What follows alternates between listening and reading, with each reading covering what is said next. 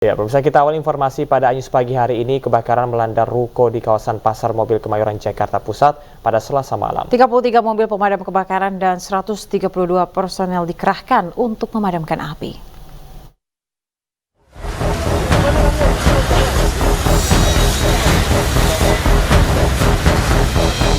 Kobaran api menghanguskan sejumlah kios spare part mobil yang berada di kawasan Pasar Mobil Kemayoran, Jalan Industri Raya, Kemayoran, Jakarta Pusat, Selasa malam. Kobaran api dengan cepat merambat ke kios-kios lainnya yang juga menjual aksesoris hingga tempat servis mobil. Petugas suku Dinas Penanggulangan Kebakaran dan Penyelamatan Wilayah DKI Jakarta yang berada di lokasi berupaya melokalisir api agar tidak terjadi perambatan yang lebih luas. Toko variasi, bengkel juga ada, spare part, ya itu satu blok habis, ya kira-kira kurang lebih 100 kios. Oh, ada 100 kios, Pak. Itu api pertama kali muncul dari mana, Pak? Informasi kayaknya dari variasi, Apollo. Dari bengkel variasi ya, Pak, api pertama kali muncul ya, Pak. Apakah masih dalam keadaan beroperasi atau sudah tutup, Pak? Itu sudah tutup. Langsung kami ke TKP dan saat ini sudah kita terjunkan kurang lebih ada 33 unit berikut pendukung ya, dengan dukungan personil sebanyak kurang lebih 132 personil gitu ya. Dan api berhasil bisa kita lokalisir itu jam 11:57 dan sampai saat ini sekarang sudah kita lakukan pendinginan terus, mudah-mudahan sebentar lagi juga akan selesai gitu ya. Kalau untuk dugaan sementara penyebabnya apa, Pak? Kalau dugaan sementara kemungkinan korsleting listrik ya. Api berhasil dipadamkan 1 jam kemudian. Belum diketahui apakah ada korban luka maupun jiwa dalam peristiwa kebakaran ini. Sementara penyebab pasti kebakaran masih dalam penyelidikan. Dari Jakarta, Tim Liputan iNews melaporkan. Akibat diguyur hujan deras, pemirsa, sebuah atap plafon yang berada di lobi wahana permainan di Kabupaten Bogor, Jawa Barat ambruk. Detik-detik kejadian terekam kamera warga.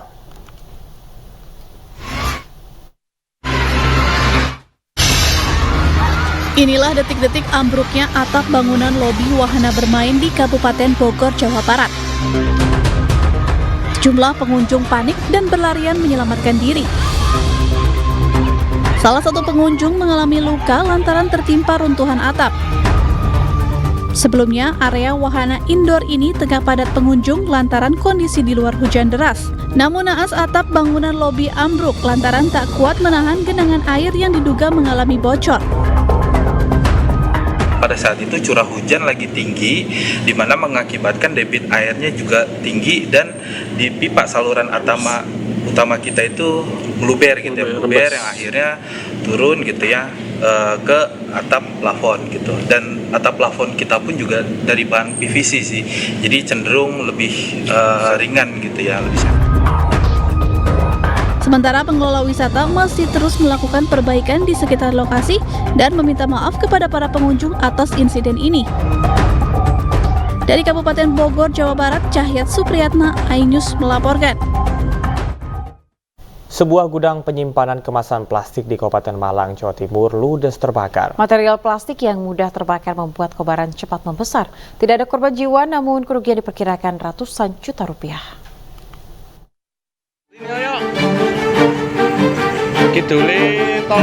Gudang kemasan plastik di Jalan Raya Ampel Dento dekat dengan exit tol Pakis, Kabupaten Malang, Jawa Timur ludes dilahap sejago merah. Diduga titik api berasal dari korsleting listrik yang terjadi di sisi belakang gudang. Banyaknya material plastik dalam gudang membuat api cepat membesar. 4 unit kendaraan pemadam kebakaran dari Pemkot dan Pemkat Malang dikerahkan ke lokasi. Api pun berhasil dipadamkan 2 jam kemudian. Selain bangunan gudang, kebakaran menghanguskan ribuan kemasan plastik dan 1 unit mobil box. Kronologi sementara masih kita selidiki karena proses pemadaman sekarang, jadi kami kerahkan ada sekitar 4 unit PMK yang mana untuk memadamkan api yang di area penyimpanan gudang plastik ini. Tidak ada korban jiwa dalam peristiwa ini, namun kerugian diperkirakan mencapai ratusan juta rupiah. Dari Malang, Jawa Timur, Saif Hajarani, iNews melaporkan. Pemirsa, seorang emak-emak mengamuk di puskesmas di Kecamatan Lohia, Kabupaten Muna, Sulawesi Tenggara. Ya, karena honor selama 5 bulan sebagai petugas kebersihan di puskesmas tersebut tak kunjung dibayarkan.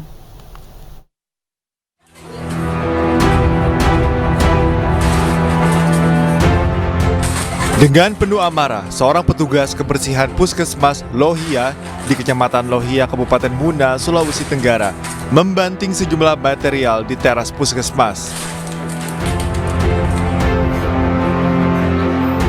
Petugas kebersihan bernama Wauma ini kesal karena honornya selama 5 bulan sebesar 1,5 juta rupiah belum dibayarkan.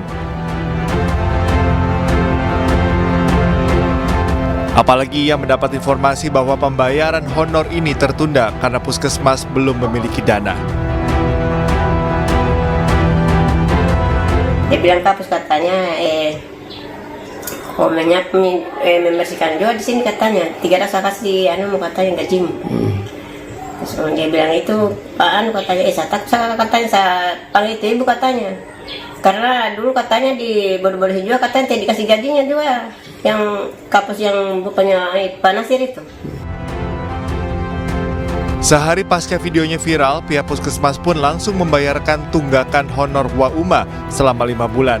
Namun pihak puskesmas enggan memberikan keterangan terkait penunggakan pembayaran honor hingga berujung video viral. Dari Kabupaten Muna, Sulawesi Tenggara, Andi Eba, iNews melaporkan. Pemirsa, Mercy Indonesia terus menyalurkan bantuan untuk ribuan warga Palestina yang mengungsi di 2 gedung sekolah di Gaza Selatan. Selain membuat dapur umum dan membagikan pakaian hangat, Mercy juga menyalurkan bantuan air bersih. 2.000 liter air bersih perharinya diberikan relawan Mercy untuk warga Palestina yang terdampak serangan Zionis Israel. Bantuan ini diberikan karena krisis air bersih yang melanda ribuan rakyat Palestina di Gaza Selatan. Warga sekitar yang mengalami kendala air bersih juga memanfaatkan bantuan air bersih ini. Selain air bersih, Mercy juga telah membangun WC darurat, dapur umum, dan juga berbagai kebutuhan lain untuk membuat makanan siap saji, susu untuk anak dan juga balita, serta bantuan pakaian hangat. Buat program makanan siap saji, WC darurat, makanan pakaian hangat buat anak-anak kecil ataupun para warga di sini. Kami juga alhamdulillah membeli ya untuk setiap harinya, insya Allah ini akan diprogramkan 2.000 liter teman-teman. Ini air minum ya, buat air minum untuk para pengungsi yang ada di 2 sekolahan tempat kami berada. Sekitar totalnya ada 1.800 warga yang mengungsi dan juga terdapat lebih dari 100 warga luka-luka. Hasil riset yang dilakukan Indonesian Halal Watch terkait boikot produk terafiliasi Israel sesuai fatwa MUI nomor 83 tahun 2023 menunjukkan sebanyak 86,7% responden mendukung boikot tersebut.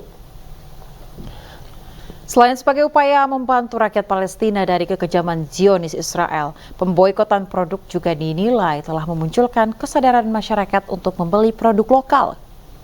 Riset Indonesian Halal Watch melibatkan 700 responden yang berasal dari 12 kota besar di Indonesia dengan 92% warga Muslim dan 8% warga non-Muslim.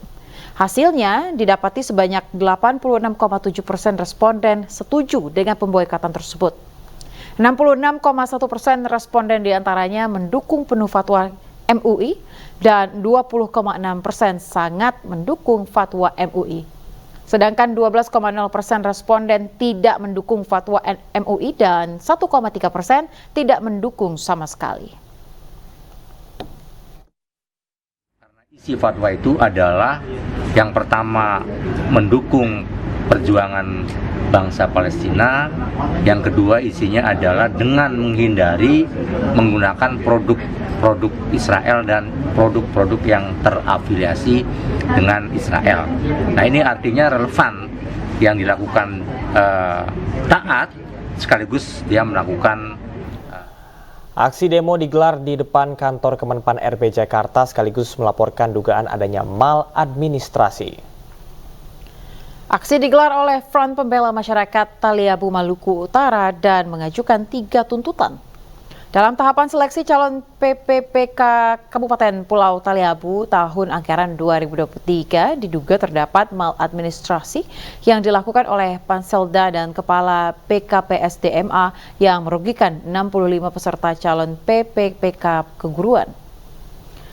Surat laporan sendiri telah diserahkan lewat Kasubag TU Kemenpan RB.